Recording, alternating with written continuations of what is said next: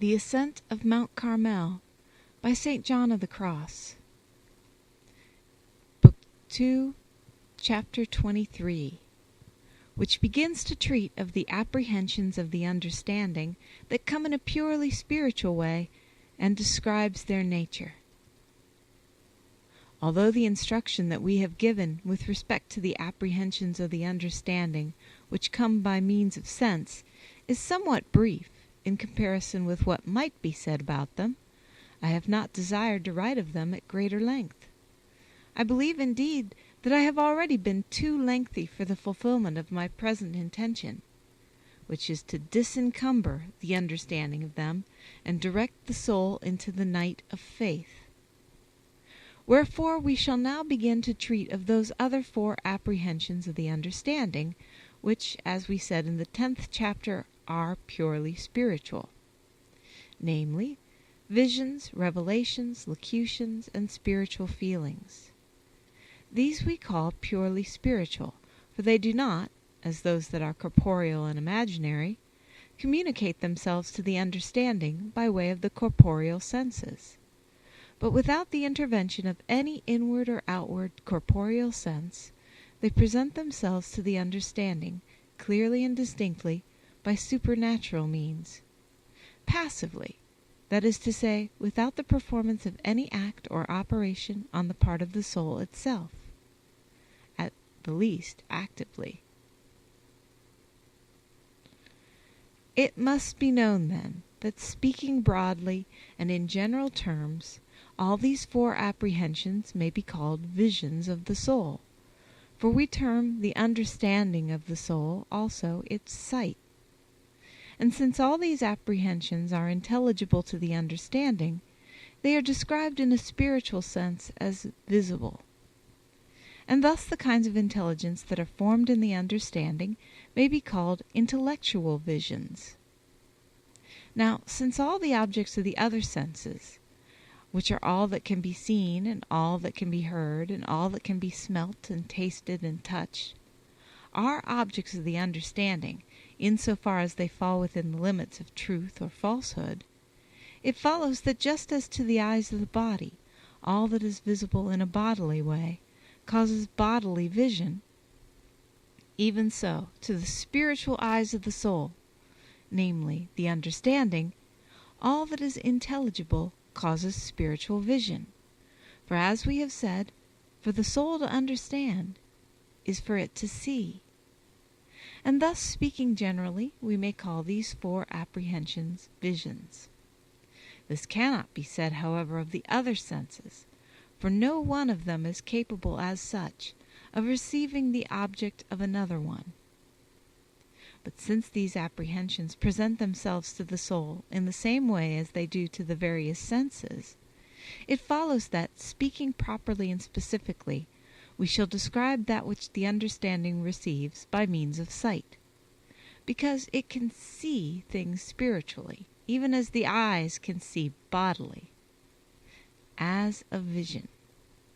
And that which it receives by apprehending and understanding new things, as it were through the hearing, when it hears things that are not heard,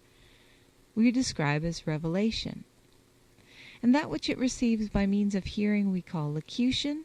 and that which it receives through the other senses, such as the perception of sweet spiritual fragrance and spiritual taste, and of spiritual delight which the soul may enjoy supernaturally, we call spiritual feelings.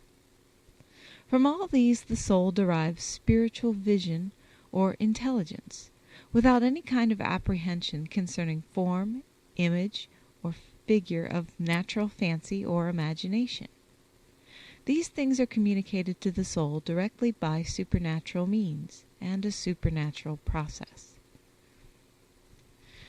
Of these, likewise, even as we said of the other imaginary corporeal apprehensions, it is well that we should here disencumber the understanding, leading and directing it by means of them into the spiritual night of faith, to the divine and substantial union of God, lest by letting such things encumber and stultify it, it should be hindered upon the road to solitude and detachment from all things, which is necessary to that end. For although these apprehensions are nobler and more profitable, and much more certain than those which are corporeal and imaginary, inasmuch as they are interior and purely spiritual, and are those which the devil is least able to counterfeit, since they are communicated to the soul more purely and subtly, without any effort of its own or of the imagination, at least actively. Yet not only may the understanding be encumbered by them upon this road, but it is possible for it, through its own imprudence, to be sorely deceived. And although in one sense we might conclude with these 4 kinds of apprehension by treating them all together, and giving advice that applies to them all, as we have given concerning the others, namely, that they should neither be desired nor aspired to, yet since we shall presently throw more light upon the way in which this is to be done, and certain things will be said in connection with them, it will be well to treat of each one of them in particular, and thus we shall now speak of the first apprehensions, which are intellectual or spiritual visions. Chapter 24, which treats of 2 kinds of spiritual vision that come supernaturally. Speaking now strictly of those visions which are spiritual, and are received without the intervention of any bodily sense, I say that there are 2 kinds of vision that can be received by the understanding. The one kind is of corporeal substances, the other of incorporeal or separated substances. The corporeal visions have respect to all material things that are in heaven and on earth, which the soul is able to see, even while it is still in the body, by the aid of a certain supernatural illumination derived from God, wherein it is able to see all things that are not present, both in heaven and on earth, even as St. John saw, as we read in the 21st chapter of the Apocalypse, where he describes and relates the excellence of the celestial Jerusalem, which he saw in heaven. Even so, again, we read of St. Benedict that in a spiritual vision he saw the whole world. This vision, says St. Thomas in the first of his quodlibets, was in the light that is derived from above, as we have said. The other visions, which are of incorporeal substances, cannot be seen by the aid of this derived illumination whereof we are here speaking, but only by another and a higher illumination, which is called the illumination of glory. And thus these visions of incorporeal substances, such as angels and souls, are not of this life. But neither can they be seen in the mortal body, for if God were pleased to communicate them to the soul, in essence, as they are, the soul would at once go forth from the flesh and be loosed from this mortal life. For this reason God said to Moses, when Moses entreated him to show him his essence, Non videbit me homo et vivet. That is, man shall not see me and be able to remain alive. Wherefore, when the children of Israel thought that they were to see God, or had seen him, or some angel, they feared death, as we read in the book of Exodus, where fearing these things they said, Non loquatur nobis Dominus, ne forte moriamur. As if they had said, Let not God communicate himself to us openly, lest we die. And likewise in the book of Judges, Manoah, father of Samson, thought that he and his wife had seen in essence the angel who spoke with them, and who had appeared to them in the form of a most beautiful man. And he said to his wife, Morte moriemur, quida vidimis Dominum, which signifies, we shall die because we have seen the Lord. And thus these visions occur not in this life, save only occasionally and fleetingly, when making an exception to the conditions which govern our natural life, God so allows it. At such times he totally withdraws the spirit from this life, and the natural functions of the body are supplied by his favor. This is why at the time when it is thought that St. Paul saw these, namely the incorporeal substances in the third heaven, that saint says, "Sive in corpore nescio, sive extra corpus nescio, Deus sit." That is, he was enraptured, and of that which he saw he says that he knows not if it was in the body or out of the body, but that God knows. Herein it is clearly seen that the limits of natural means of communication were passed, and that this was the work of God. Likewise it is believed that God showed his essence to Moses, for we read that God said to him that he would set him in the cleft of the rock, and would protect him by covering him with his right hand, and protecting him so that he should not die when his glory passed, the which glory passed indeed, and was shown to him fleetingly. And the natural life of Moses was protected by the right hand of God. But these visions that were so substantial, like that of St. Paul and Moses, and that of our father Elijah when he covered his face at the gentle whisper of God,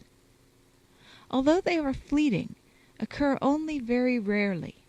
indeed hardly ever, and to very few. For God performs such a thing in those that are very strong in the spirit of the Church and the law of God, as were the 3 men named above. But although these visions of spiritual substances cannot be unveiled and be clearly seen in this life by the understanding, they can nevertheless be felt in the substance of the soul, with the sweetest touches and unions, all of which belongs to spiritual feelings. Whereof, with the divine favor, we shall treat presently, for our pen is being directed and guided to these, that is to say, to the divine bond and union of the soul with divine substance. We shall speak of this when we treat of the dark and confused mystical understanding which remains to be described, wherein we shall show how, by means of this dark and loving knowledge, God is united with the soul in a lofty and divine degree. For after some manner this dark and loving knowledge, which is faith, serves as a mean to divine union in this life, even as in the next life the light of glory serves as an intermediary to the clear vision of God. Let us then now treat of the visions of corporeal substances received spiritually in the soul, which come after the manner of bodily visions. For just as the eyes see bodily visions by means of natural light, even so does the soul through the understanding, by means of supernaturally derived light, as we have said, see those same natural things inwardly, together with others as God wills. The difference between the 2 kinds of vision is only in the mode and manner of them. For spiritual and intellectual visions are much clearer and subtler than those which pertain to the body. For when God is pleased to grant this favor to the soul, he communicates to it that supernatural light whereof we speak, wherein the soul sees the things that God wills it to see, easily and most clearly,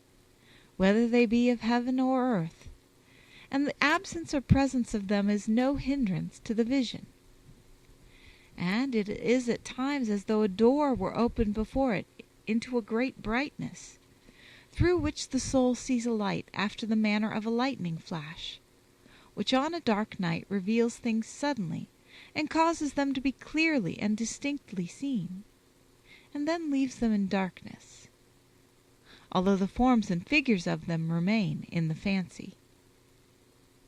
This comes to pass much more perfectly in the soul, because those things that the spirit has seen in that light remain impressed upon it in such a way that whensoever it observes them, it sees them in itself as it saw them before. Even as in a mirror, the forms that are in it are seen whensoever a man looks in it, and in such a way that those forms of the things that he has seen are never wholly removed from his soul, although in course of time they become somewhat remote. The effect which these visions produce in the soul is that of quiet, illumination, joy like that of glory, sweetness, purity and love, humility, and inclination or elevation of the spirit to God, in God, sometimes more so, at other times less, with sometimes more of one thing, at other times more of another, according to the spirit wherein they are received, and according as God wills. The devil likewise can produce these visions by means of a certain natural light, whereby he brings things clearly before the mind through spiritual suggestion, whether they be present or absent. There is that passage in St. Matthew which says of the devil in Christ, "Ostendit omnia regna mundi, et gloriam eorum." That is to say, he showed him all the kingdoms of the world and the glory of them. Concerning this, certain doctors say that he did it by spiritual suggestion, for it was not possible to make Jesus see so much with his bodily eyes as all the kingdoms of the world and the glory of them. But there is much difference between these visions which are caused by the devil and those that are of God. For the effects produced in the soul by the devil's visions are not like those produced by good visions. The former produce aridity of spirit as to communion with God, and an inclination to esteem oneself highly, and to receive and set store by the visions aforesaid. And in no wise do the visions of the devil produce the gentleness and humility and love of God. Neither do the forms of such visions remain impressed upon the soul with the sweetness and brightness of the others, nor do they last, but are quickly effaced from the soul, save when the soul greatly esteems them, in which case the high esteem itself causes it to recall them naturally, but with great aridity of spirit, and without producing that effect of love and humility which is produced by good visions when the soul recalls them. These good visions, inasmuch as they are of creatures, wherewith God has no essential conformity or proportion, cannot serve the understanding as a proximate means of union with God, and thus the soul must conduct itself in a purely negative way concerning them, as in the other things that we have described, in order that it may progress by the proximate means, namely, by faith. Wherefore the soul must make no store of treasure of the forms of such visions as remain impressed upon it, neither must it lean upon them. For to do this would be to be encumbered with those forms, images, and persons which remain inwardly within it, and thus the soul would not progress towards God by denying itself all things. For even if these forms should be permanently set before the soul, they will not greatly hinder this progress if the soul has no desire to set store by them. For although it is true that the remembrance of them impels the soul to a certain love of God and contemplation, yet it is impelled and exalted much more by pure faith and detachment in darkness from them all, without its knowing how or whence it comes to it. And thus it will come to pass that the soul will go forward, enkindled with yearnings of purest love for God, without knowing from where they come to it, or on what they are founded. The fact is that while faith has become ever more deeply rooted and infused in the soul by means of that emptiness and darkness and detachment from all things, or spiritual poverty, all of which may be spoken of as one and the same thing, at the same time the charity of God has become rooted and infused in the soul ever more deeply also. Wherefore the more the soul desires obscurity and annihilation with respect to all the outward or inward things that it is capable of receiving, the more it is infused by faith, and consequently by love and hope, since all these three theological virtues go together. But at certain times the soul neither understands this love nor feels it, for this love resides not in sense, with its tender feelings, but in the soul, with fortitude, and with a courage and daring that are greater than they were before, though sometimes it overflows into sense, and produces gentle and tender feelings. Wherefore, in order to attain to that love, joy, and delight which such visions produce and cause in the soul, it is well that the soul should have fortitude and mortification and love, so that it may desire to remain in emptiness and darkness as to all things, and to build its love and joy upon that which it neither sees nor feels, neither can see nor feel in this life, which is God, who is incomprehensible and transcends all things. It is well, then, for us to journey to him by denying ourselves everything. For otherwise, even if the soul be so wise, humble, and strong that the devil cannot deceive it by visions, or cause it to fall into some sin of presumption, as he is wont to do, he will not allow it to make progress. For he sets obstacles in the way of spiritual detachment and poverty of spirit and emptiness in faith, which is the essential condition for union of the soul with God. And as the same teaching that we gave in the 19th and 20th chapters concerning supernatural apprehensions and visions of sense holds good for these visions, we shall not spend more time here in describing them. End of chapter 24.